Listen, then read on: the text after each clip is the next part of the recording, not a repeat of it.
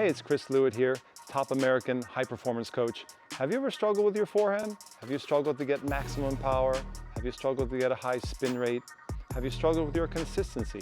Come join me as we talk about the top 5 most common forehand mistakes that I see on the court every day.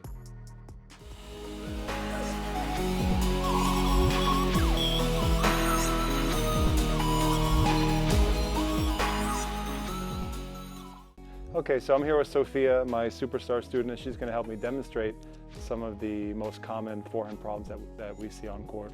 So the 5th most common problem that I see is spacing, and basically that's the distance between the body, the trunk, and the ball. And for most people, and most of the students that I see, they struggle generally getting too close to the ball. So they get cramped, and that makes the swing tighter, it slows down the racket speed, and it reduces the power on the shot. It also reduces the spin rate, which is very important to understand. When you have better spacing, you can get better spin. So a lot of people are hitting the ball in here, and they're getting cramped, and they need to basically measure a longer distance from their body so that they can get a better acceleration and better spin. So out here is where you want to hit the ball farther away from your body, and most people are a bit cramped. Sophia will demonstrate a few here, but generally what happens is if you get cramped, your arm will bend in and you start losing power and spin. That's usually what happens. So let's try a few, and we'll see how your spacing is. Are you ready? Yeah. Okay. Okay, nice. So the ball's coming in and you want to receive it, boom, somewhere to the side here. And ideally, if you have many of the pros on tour like Alcaraz and Federer, who just retired, not so much Sinner or Djokovic, but Alcaraz is a great example. They have straight arm configuration. Rafa Nadal also retired now. But many of the top guys have a straight arm, and some of the female players are doing that too. And Sinner and Djokovic are a little bit bent. So there's a slight bend here. I don't know if you can see that with your big sweatshirt on, but more or less bent. Okay, so number 4 is the 4th most common mistake that I see on the forehand is typically posture. And most people struggle to keep their back straight and to keep their balance. So you could call it balance, you could call it posture, but basically when you hit, you want to keep your back very upright, and you don't want to fall over, and you don't want to lean back. And so those are typical things that you see in forehands, and they can cause a loss of control, and also that you can lose power that way.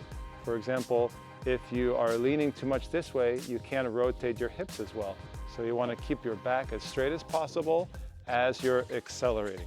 So on the forehand side, we talked about keeping space, having good space, and then you want to keep your back straight as you're accelerating into the forehand.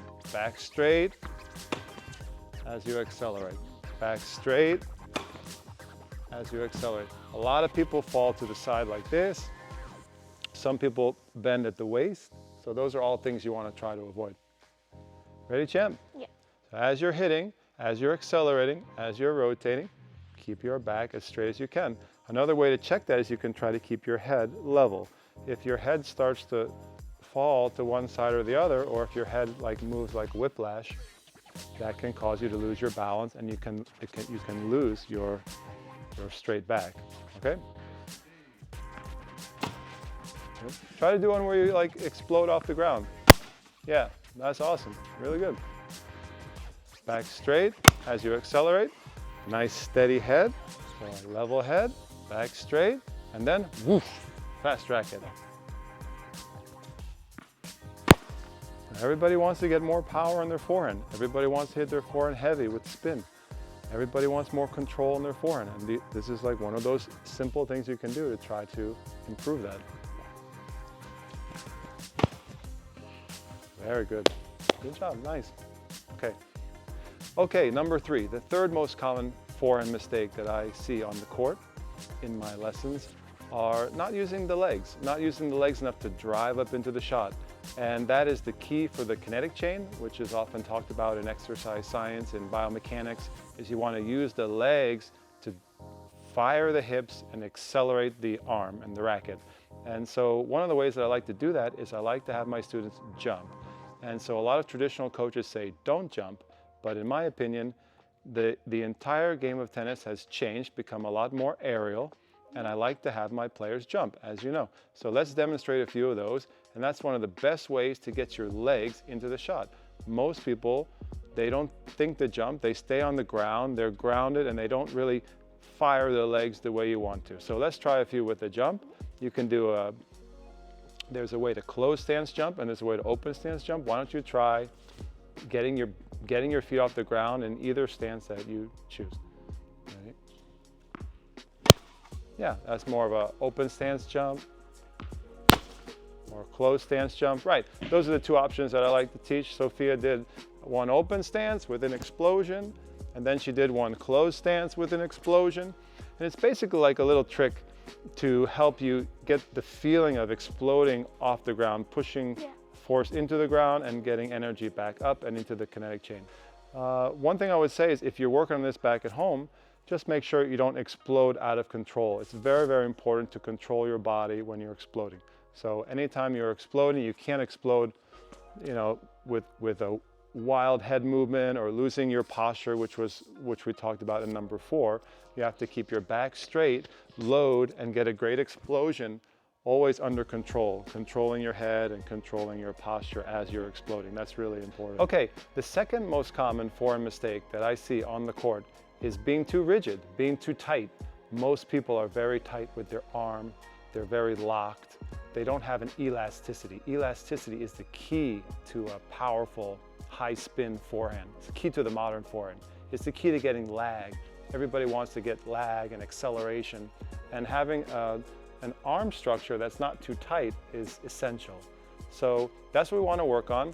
Try to stay relaxed, and I can give you a few ideas for that too. Ready? Here we go. Stay loose in your arm. One of the things I like to do is shadow swings. Simple shadow swings is a great way to work on that. You can just make a swing and create, I don't know if you can hear that on the microphone, but get some wind going through the air. And that's a great way to test to see if you're elastic. If you are tight with your swing, you will not hear any breeze through the strings. You want to get a loose arm, accelerate, use the legs like we talked about, get that explosion going, and then whip that racket head through. And you should be able to hear that wind sound. Try it. It's one of my favorite ways to work on racket speed and staying elastic. I learned that in Spain. It's called a wind exercise. Just loosen the arm and whip the racket head through, and you should hear the wind whistling through the strings. Yeah. Ready? Stay loose, stay elastic. Don't lock any of the segments of your arm. Don't lock your wrist, don't lock your elbow, don't lock your shoulder. Try not to be rigid, be loose and quick. Yeah. Get that spin, you want spin rate. Very nice, beautiful. Okay, the number one most common forehand problem that I see, biggest mistake, I will call it rhythm. I call it a rhythm. The stroke has to have a rhythm. The way you swing has to have a rhythm. And with elite players, the best players in the world, the top juniors in the world, they have a nice flow and rhythm to their stroke. And the way I like to think about it is you can start slow, and then you build up speed fast through the impact, and then at the end of the swing, after the impact, the racket's going to decelerate and you have a pause, a slight hold. So it's the idea of going slowly at first, and then accelerating, and then pausing. So it's slow, fast, and then a little hold. Slow, fast, and a little hold. And if you work on that, you can get a very nice rhythm in the stroke. What a lot of players do is they're arrhythmic, they're out of rhythm. They are too fast in the beginning, they're wild on the swing. Some players are kind of slow and they have the same speed and swing. A lot of players at the end of the swing, they're a wreck. They're very chaotic, they don't hold, they rush to get back for the next shot. So there's a lot of rhythm issues in the stroke that can prevent you from hitting a consistent shot. Try to have a nice rhythm here. Try not to rush in the beginning. A lot of players rush in the beginning. Try not to rush at the end. At the end of the swing, hold and stabilize. Okay, ready? Slow and then fast. How about a little pause at the end? One of the most famous players in the world, Rafa Nadal, he has a little tap at the end. At the end of his swing, he will tap his shoulder. And if you notice when he's playing, especially when he's practicing, it started when he was a little kid with his uncle, and his uncle made him tap his shoulder as a way to remember to have a better rhythm, to make sure not to rush at the end of the stroke. Don't rush in the beginning. Coil, slow, quick, and then pause. If you work on that, you can develop a nice, consistent stroke no matter where you are on the court. It becomes especially paramount when you're running for balls and you're under time pressure. That's a nice hold. In practice, as you know, sometimes it's good to exaggerate that hold. And I recommend if you're trying to work on your rhythm at home, is you can practice either with a ball machine or with a partner. If you're hitting, try to hold a little longer than you should. Yeah. Go slow, quick, pause. Don't rush to like do something next. Complete your stroke, make sure it's rhythmic, and then move on to get the next shot. Yeah. Very nice. One more. I like that. So slow, fast, because you want to accelerate. You don't want to be like slow and then slow. It's slow, quick, and then nice pause at the end.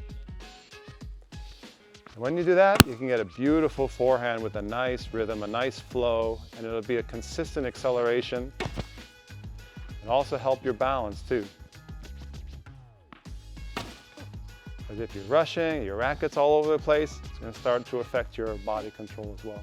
All right? So, most important thing, have a good rhythm in your forehand shot.